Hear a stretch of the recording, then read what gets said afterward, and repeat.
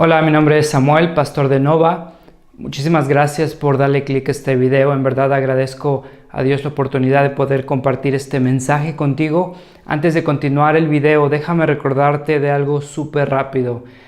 Ponemos estos videos para ser de bendición para la iglesia. Nuestra esperanza es ver el evangelio arraigado en Latinoamérica y la gracia incondicional y transformadora de Cristo siendo real de una forma palpable en nuestra sociedad. Te recordamos que este video no sustituye tu compromiso ni tu presencia en tu iglesia local.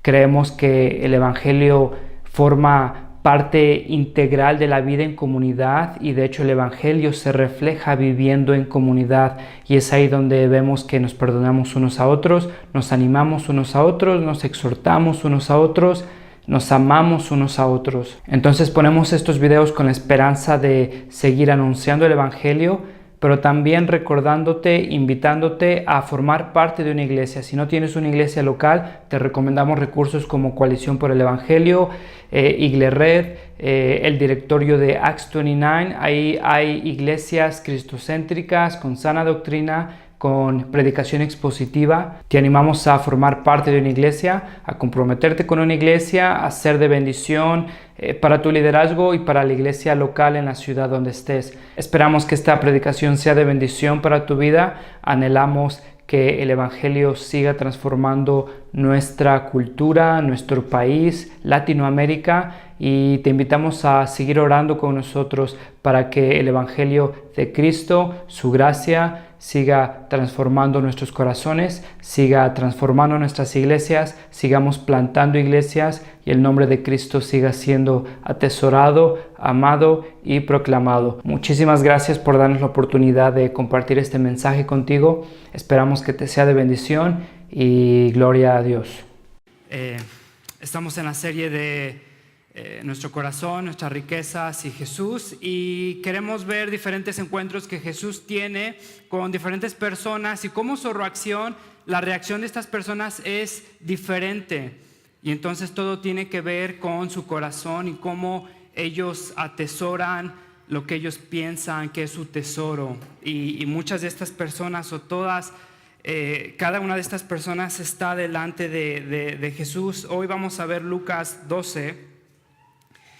Y no sé si te gusta la historia. A mí me gusta mucho.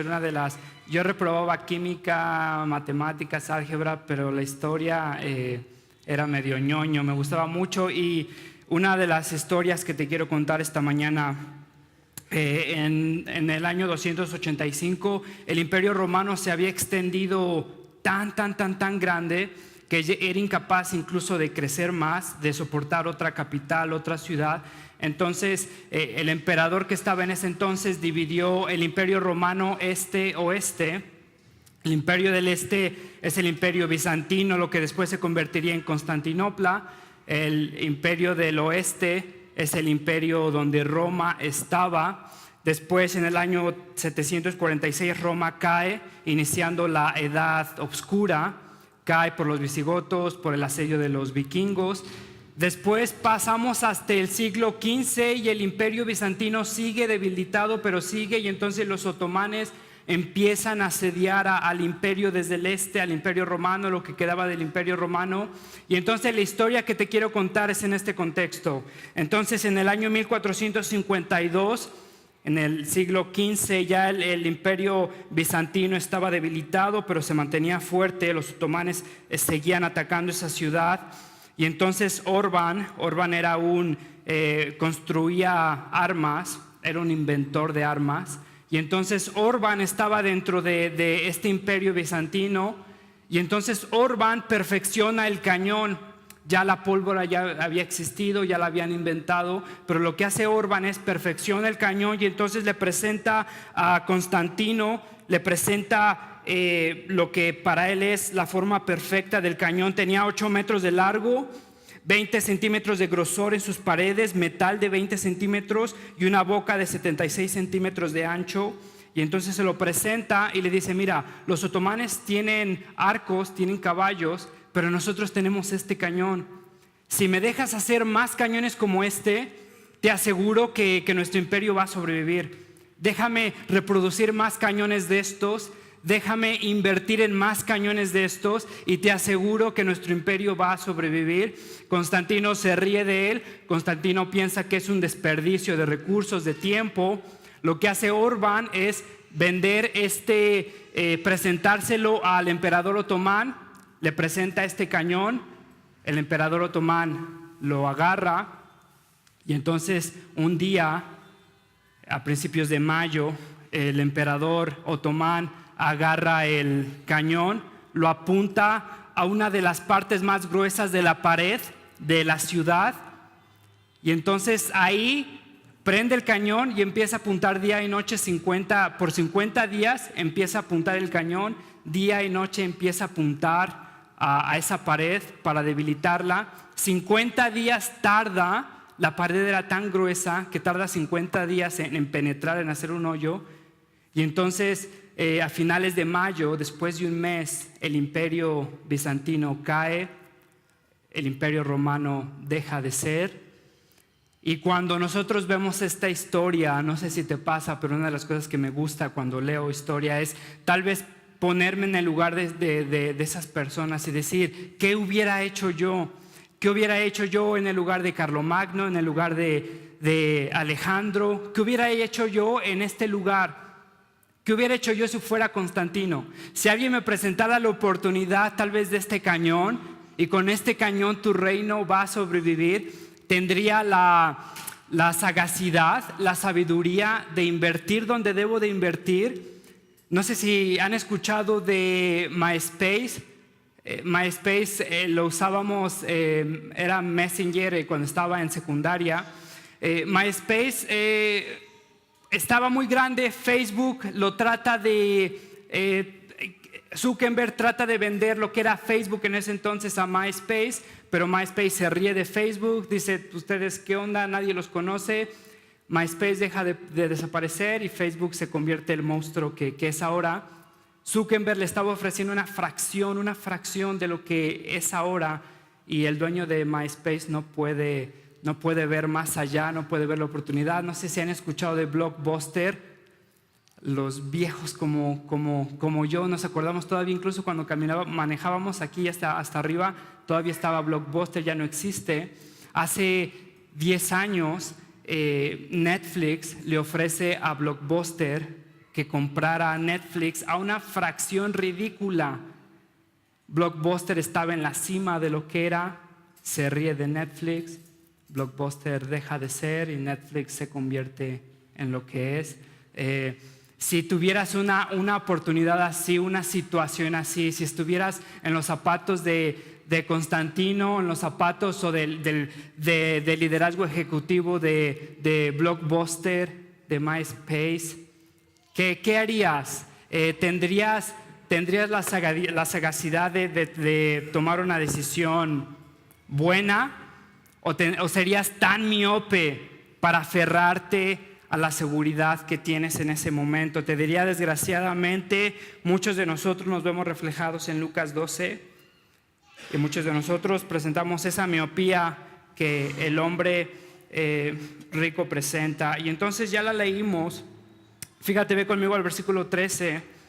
¿Se acuerdan que estamos viendo entonces el corazón, las riquezas y Jesús? Vimos la semana pasada la viuda pobre, entonces vimos lo que vio la viuda pobre que muchos de nosotros no vemos.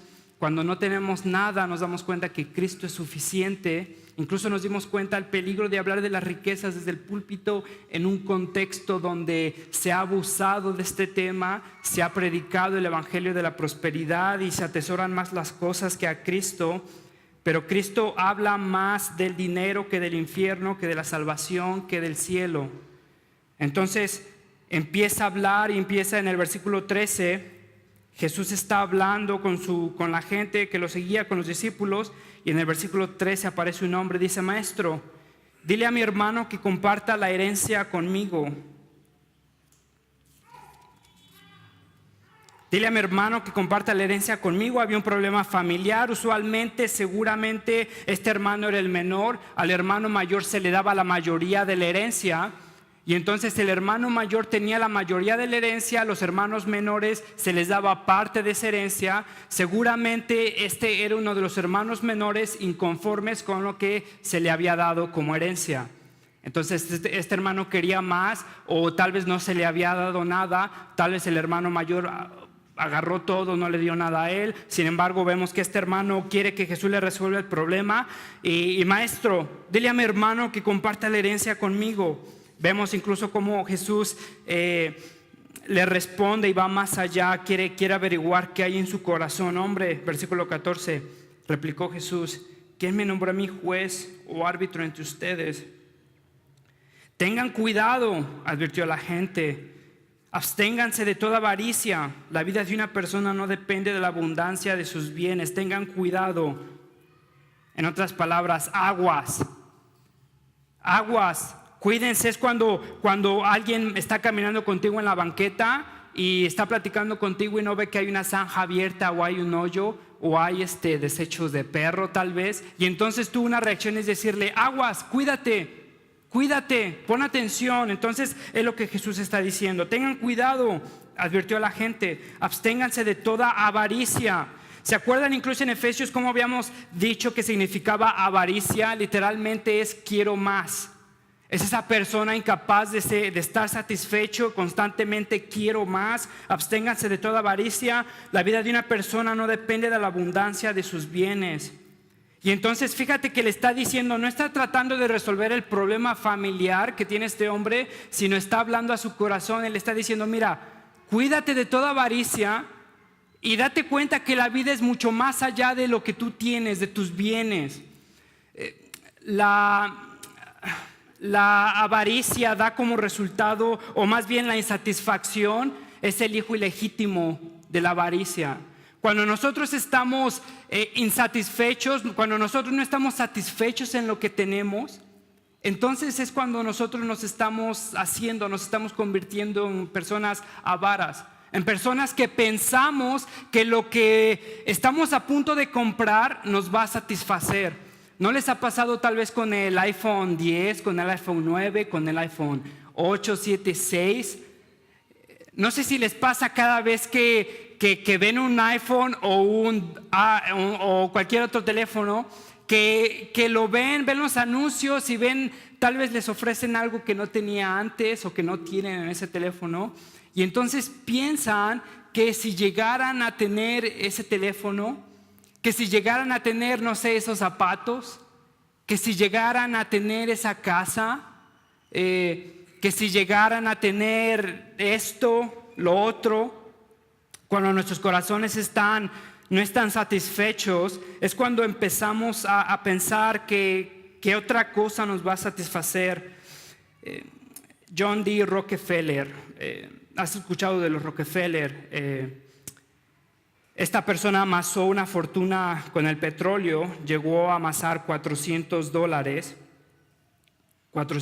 billones de dólares, suficiente para vivir en riqueza a 10 vidas. Incluso la familia que hoy en día los Rockefeller me dicen la fortuna que llegó a ser ese hombre. En una entrevista muy conocida le preguntan a este Rockefeller, le dicen: oye, mira, ya tienes 400 mil billones de dólares, más que suficiente, pero sigues trabajando como desquiciado.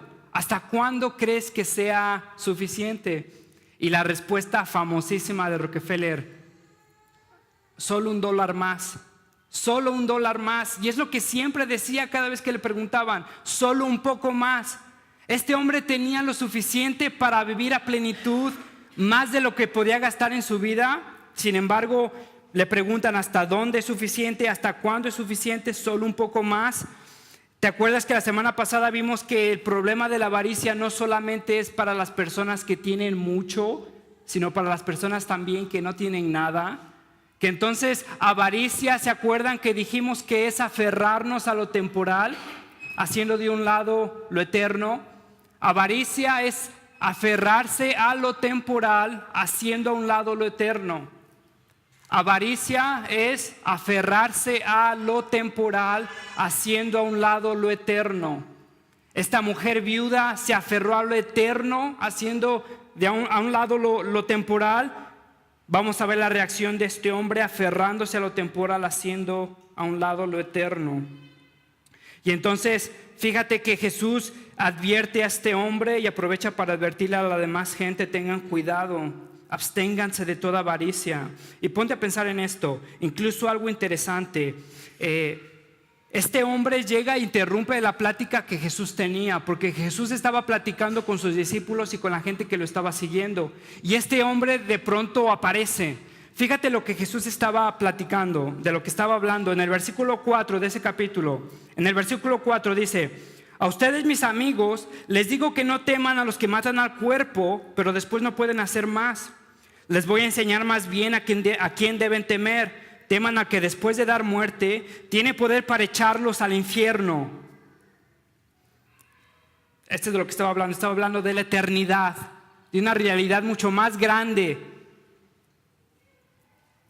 Les estoy diciendo a quién deben temer. Teman a que después de dar muerte tiene poder para echarlos al infierno. Versículo 7, no tengan miedo, ustedes valen más que muchos gorriones. Versículo 9, pero al que me desconozca delante de la gente, se le desconocerá delante de los ángeles de Dios. Versículo 10, el que blasfeme contra el Espíritu Santo no tendrá perdón. Versículo 11, cuando los hagan comparecer ante las sinagogas, los gobernantes y las autoridades, no se preocupen de cómo van a defender o qué van a decir. Versículo 12, porque en ese momento el Espíritu Santo les enseña lo que deben responder. Uno entre la multitud le pidió: maestro, dile a mi hermano que comparta la herencia conmigo. Y no sé si estuvieras allí, te pudieras imaginar el silencio incómodo después de esa pregunta. Jesús está hablando de la eternidad. Jesús está hablando de lo que les está prometiendo. Jesús les está hablando de aquel que tiene poder para destruir el alma. Les está diciendo: no teman a estos fariseos, no teman a este gobierno, síganme a mí. Y entonces llega este hombre: Señor, Señor, sí, dile a mi hermano que comparta la herencia conmigo. ¿Has escuchado? No hay preguntas tontas. Creo que en este caso habría una pregunta tonta, una pregunta que no está ni siquiera relacionada con lo que Jesús está hablando. Entonces, después de esta pregunta, si te imaginaras los grillos cantando, la gente tal vez riéndose, o tal vez viéndolo así como ¿qué onda? Pero no sé si te puedas imaginar la ansiedad de este hombre. Su herencia se le está escapando de sus dedos. Lo que él pensaba que es su sentido de vida se le está yendo. Ha sido desfalcado según él. Ha sido decepcionado. Entonces se puede imaginar y entonces se puede preguntar: ¿cómo es que voy a vivir los próximos años? No sabemos qué edad tiene, pero si puede sentir la desesperación de este hombre. Señor, dile a mi hermano que comparta la herencia conmigo. Prácticamente le estaba diciendo: Señor, ponte de mi lado y dile a esta persona lo que debe de hacer. Estaba desesperado, estaba sintiendo sus bienes irse, escaparse. Y fíjate que Jesús llega y lo advierte. Entonces le cuenta una parábola. Y le cuenta una parábola para hacerle ver que estaba escapando un momento único en su vida. Jesús estaba delante de Jesús, aquella persona que le podía satisfacer, aquella persona que le podía cumplir algo mucho más grande que su herencia. Y esta persona era incapaz de ver más allá que su necesidad temporal. Esta persona era incapaz de ver más allá que la herencia que según él le correspondía. Esta persona estaba insatisfecha, pensaba que su herencia lo iba a satisfacer incluso cuando estaba delante de Jesús. Y entonces le cuenta una parábola. El terreno de un hombre rico le produjo una buena cosecha, así que se puso a pensar: ¿qué voy a hacer? No tengo dónde almacenar mi cosecha. Versículo 18. Por fin dijo: ya sé lo que voy a hacer. Derribaré mis graneros, construiré otros más grandes, donde pueda almacenar todo mi grano y mis bienes. Y diré: alma mía, ya tienes bastantes cosas buenas guardadas para muchos años. Descansa, come y bebe y goza de la vida. Versículo 20, pero Dios le dijo: necio, esta misma noche te van a reclamar la vida, ¿y quién se quedará con lo que has acumulado? Así le sucede al que acumula riquezas para sí mismo en vez de ser rico delante de Dios. Y el punto aquí en esta parábola no es qué hacer cuando eres rico. Jesús le está diciendo esta parábola a sus seguidores y a este hombre que no tenía absolutamente nada. El punto de esta parábola no es qué hacer cuando seas rico y entonces los que estamos pobres no podemos escucharla. Jesús nos está advirtiendo de la avaricia y pone este ejemplo para ver cómo luce la avaricia. ¿Te acuerdas lo que vimos la semana pasada? Que nuestro corazón avaro no depende de nuestra situación económica. Podemos ser avaros teniendo mucho, podemos ser avaros teniendo nada. Y entonces fíjate que Jesús le está diciendo esta parábola y quiero que te des cuenta de algo. Fíjate cuántas veces se repite en esta historia la palabra mí o yo. No tengo dónde almacenar mi cosecha. Por fin dijo: ya sé lo que voy a hacer, derribaré mis graneros y construiré otros más grandes por donde pueda almacenar todo mi grano y mis bienes. Y diré: mi alma, alma mía, ya tienes cosas buenas guardadas para muchos años. Y entonces quiero que te des cuenta que en esto, en el soliloquio de este hombre, en la conversación que este hombre tiene, está concentrado en sí mismo. No piensa en Dios, no piensa en los demás, no piensa o no tiene una conversación con Dios y no piensa acerca de los demás. Incluso parecería que este hombre, no sé si vive solo. ¿Te das cuenta que en la historia no se nos dice nada de su familia? Porque este hombre está pensando solamente en él, el enfoque está en él. Estas son mis cosechas, estas son mis fortunas, estos son mis graneros, ¿qué voy a hacer con mis bienes? Y es tan tonto para decir alma mía, mi alma, mi vida. Entonces este hombre se consideraba sabio, se consideraba rico, y el veredicto de Dios después de pesar su corazón es: no, eres un necio y estás desnudo. Esta persona se consideraba rica y Dios le estaba diciendo: no, eres un pobre tonto, necio. Necio, ¿qué vas a hacer ahora que Dios te reclama tu vida? Y fíjate cómo se lo pone. Pero Dios le dijo: esta misma noche te van a reclamar la vida, ¿y quién se quedará con lo que has acumulado? Fíjate la triste ironía de esta persona, que había vivido su vida tratando de asegurar su vida, tratando de proteger su vida. Incluso come, bebe, descansa. El propósito de este hombre era tener una vida cómoda, una vida segura. Trabaja para lograr esto. Al final de cuentas llega el momento donde Dios le dice: ¿y quién va a disfrutar de todo esto? Este hombre era tan tonto que llegó a pensar que tenía control no solo de sus cosas, no solo de su alma, también de su destino. Llega Dios y le pregunta: ¿y quién va a hacer? ¿Quién va a utilizar todo esto que amasaste? Fíjate que este hombre piensa que todo le pertenece, no considera a Dios. Entonces, cuando nuestro corazón no está satisfecho, pensamos que la siguiente cosa nos va a satisfacer.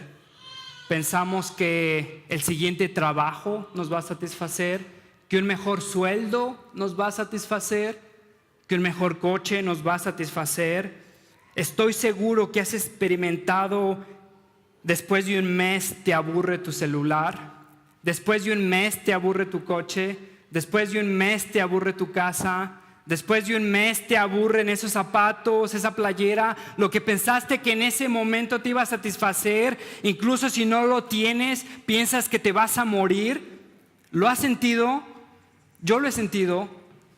Después de un mes me doy cuenta que sobreestimé eso.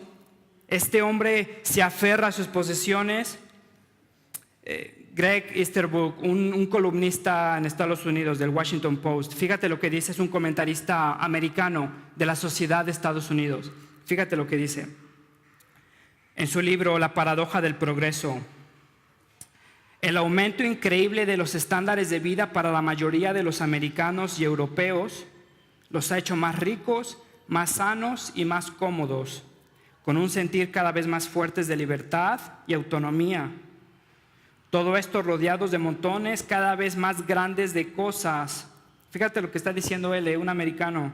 Sin embargo, no los ha hecho más felices. Y esta es la paradoja del progreso. Tienen un aumento increíble de estándares de vida. Son ricos, son sanos, están cómodos, tienen un sentir fuerte de libertad, de autonomía. Sin embargo, no los ha hecho más felices. En Suecia, por ejemplo, en países más allá de Europa, los ratings, las estadísticas de suicidio son más grandes. Pensamos que estas cosas nos van a satisfacer. Este hombre llega a pensar que estas cosas lo van a satisfacer. Entonces Dios pesa su corazón. Este hombre piensa que lo que tiene le da el valor. Dios ve su corazón y lo considera necio. Y entonces Dios mide lo que estaba en su corazón mientras el hombre mide su vida con sus riquezas. Ni siquiera su alma le pertenece. Dios llega, le pide su alma, tiene que dar cuentas. ¿Te acuerdas de Job? Desnudo saliste del vientre de tu madre, desnudo volverás a la tierra. Y entonces fíjate lo que Jesús dice, y esto es interesante. El versículo 21, así le sucede al que acumula riquezas para sí mismo en vez de ser rico delante de Dios. ¿Qué significa ser rico delante de Dios? Fíjate cómo las diferentes traducciones lo dicen. La Reina Valera 60, rico para con Dios. Rico para con Dios. La hispanoamericana, rico a los ojos de Dios. Esto es lo que significa. ¿Cómo estás utilizando tus riquezas, tus posesiones, tus bienes para que tú atesores más a Dios y para que los otros atesoren más a Dios? Esto es lo que significa ser rico para con Dios. Esto es lo que significa ser rico delante de Dios. ¿Cómo es que tus bienes, cómo es que lo que Dios te ha dado está haciendo que tú atesores más a Dios y los demás atesoren más a Dios? En otras palabras, ¿cómo es que tus bienes están apuntando, están llevando a las otras personas a Dios? ¿Cómo es que tus bienes están atesorando más a Dios? Esto es lo que significa ser rico para Dios, delante de Dios. Y fíjate entonces que esta historia Jesús nos la está diciendo para que aprendamos que así es el que acumula riquezas, así es el que vive pensando que su seguridad y su identidad están en sus riquezas y las amasa para su bien, sin pensar en Dios, sin pensar en los demás. Y entonces lo que Jesús está diciendo es, así es esta persona que no es rico para con Dios. Nuestros bienes, incluso este hombre pensaba que todo lo que tenía era suyo, incluso su vida. Dios le dice que no es nada de lo que este hombre piensa que tiene es suyo. Incluso vemos, un panorama más grande desde Génesis 1. El jardín donde estaba el hombre no le pertenece, la creación donde estaba el hombre no le pertenece, la tierra donde estaba el hombre no le pertenece. Y entonces Dios dejó al hombre y a la mujer como mayordomos, como administradores. Y entonces la mayordomía cristiana el cuidado de nuestros bienes cristianos no se trata de gastar lo menos posible o de ahorrar lo más posible. Muchas veces pensamos que esa es la mayordomía cristiana, ahorrar lo más posible o gastar lo menos posible. Te diría que la mayordomía cristiana, como nos lo está diciendo Jesús, es apuntar a la gloria de Dios, dirigir a las personas a Dios con nuestros bienes. Entonces, ¿cómo es que estamos dirigiendo a Dios? ¿Cómo es que estamos dirigiendo a las personas con nuestros bienes? Dentro del contexto de la iglesia hemos visto Efesios, ¿se acuerdan? Y sigo regresando a Efesios porque toda esta locura tiene un método. Vimos lo que era la iglesia, estamos viendo cómo es nuestro corazón con nuestros bienes dentro de la iglesia. ¿Se acuerdan que incluso Efesios decía que por medio de la iglesia Jesús está reconciliando todas las cosas? Entonces, el propósito de la iglesia es glorificar a Dios, magnificar a Dios, predicar el evangelio. Y entonces, ¿cómo es que nosotros estamos utilizando nuestros bienes para apuntar a la gente a la gloria de Dios? ¿Cómo es que estamos utilizando lo que Dios nos ha dado para apuntar a la gente al Evangelio, atesorar más a Cristo? Y sabes, creo que el problema es que no sé si nos interesa más, o es difícil cuando decimos, es que hay que encontrar nuestro gozo en el nombre de Cristo siendo glorificado. ¿Qué significa eso? En verdad encontramos nuestro gozo si Jalapa llega a atesorar a Cristo más que todas las cosas. En verdad encontramos nuestro gozo en almas llegando a conocer a Cristo. En verdad encontramos nuestro gozo en personas que lleguen a conocer la gracia de Cristo. ¿En verdad que sí? ¿O es como nada más así lo decimos como cliché, como cosas que decimos los cristianos? Te pongo un ejemplo. Si vas a mi casa, no es el caso, no me interesan los minerales. Me interesan, si vas a mi casa vas a ver libros, pero ponemos los minerales para que no me exponga demasiado.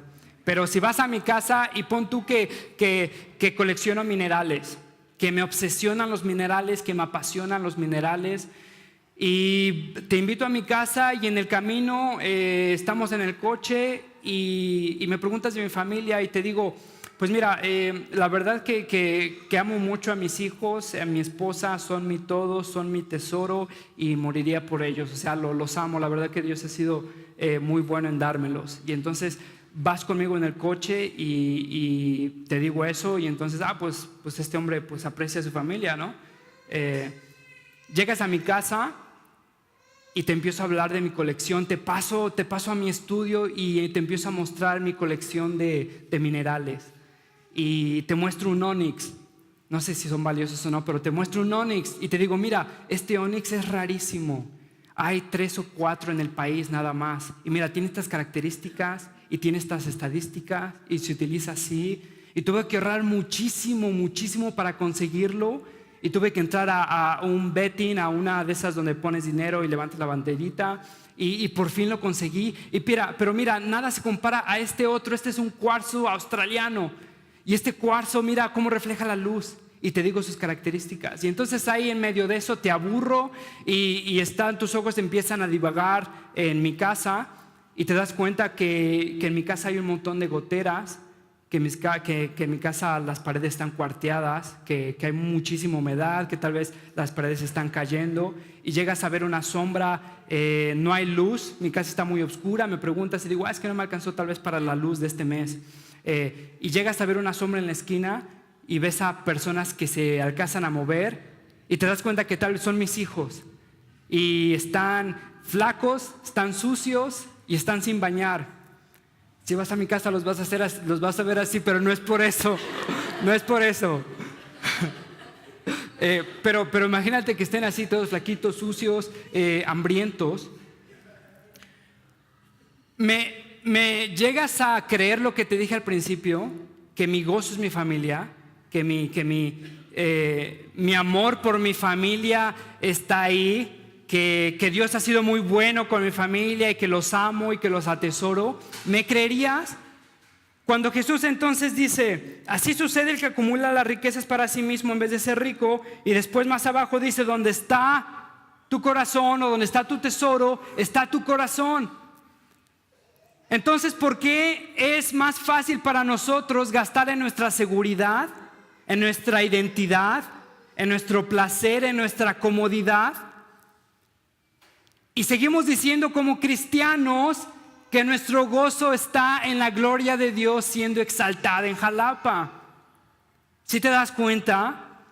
En verdad atesoramos la gloria de Dios en Jalapa. Imagínense una iglesia o una ciudad que en verdad esté siendo afectada por su iglesia, que en verdad pueda cuidar de las viudas, de los huérfanos, que pueda tener una diferencia significativa en la ciudad, que pueda tener tal vez materiales o recursos para entrenamiento, para discipulado, que podamos tener tal vez consejeros de tiempo completo, que podamos tener programas donde podamos afrontar adicciones dentro de la ciudad y en todo eso predicar el evangelio y que vengan personas a conocimiento de Cristo y entonces encontrar gozo en la gloria de Cristo siendo exaltada.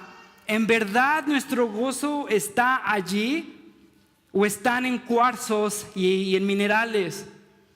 Si alguien desde afuera nos ve, creería que nuestro gozo está en Nova siendo utilizada en Jalapa, en nosotros magnificando la gloria de Dios.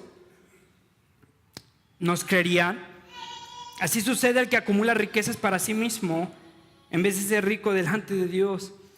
Jim Elliot, no sé si te he contado la historia de este hombre, Jim Elliot, a finales de los años 60, mientras personas estaban experimentando con sexo, con drogas, tratando de imitar a los Beatles. Este hombre muere atravesado por una lanza en Ecuador. Este hombre acababa de terminar la universidad con un potencial increíble, dones notables. Decide irse a Ecuador a una selva a predicar el evangelio en contra del consejo de sus papás, de sus amigos. Mejor vente acá. Este hombre va, es atravesado, es asesinado por un nativo. Y fíjate lo que escribe en su diario. ¿De qué me sirve ganar el mundo si pierdo mi alma? No es tonto aquel que da lo que no puede guardar para obtener lo que no puede perder. No es tonto aquel que da lo que no puede guardar para obtener lo que no puede perder. Mientras los demás estaban viendo su vida como desperdicio, este hombre tuvo la sagacidad de ver más allá. No es tonto aquel que da lo que no puede guardar. Está hablando de su seguridad, de su vida, para obtener aquello que no puede perder. Está hablando del reino de Dios. Está hablando de la gloria de Dios. Y entonces cuando la iglesia atesora a Cristo, cuando la iglesia se satisface en Cristo, cuando la iglesia pone su corazón en Cristo, no es difícil para la iglesia invertir y dar todo lo que tiene para la gloria de Cristo. Pero cuando la iglesia encuentra su satisfacción en su identidad, en su seguridad, en su comodidad, entonces todo esto es ofensivo, todo esto es incómodo. Entonces la iglesia atesora a Cristo, la iglesia se satisface en Cristo siendo proclamado, siendo atesorado, siendo predicado. Fíjate, para terminar, al final de Lucas, Jesús termina esta parábola. Vamos al versículo 32 de Lucas 12. Al versículo 32 de Lucas 12, Jesús termina esta parábola. Y fíjate lo que le dice a su gente: no tengan miedo, mi rebaño pequeño, porque es la buena voluntad del Padre darles el reino.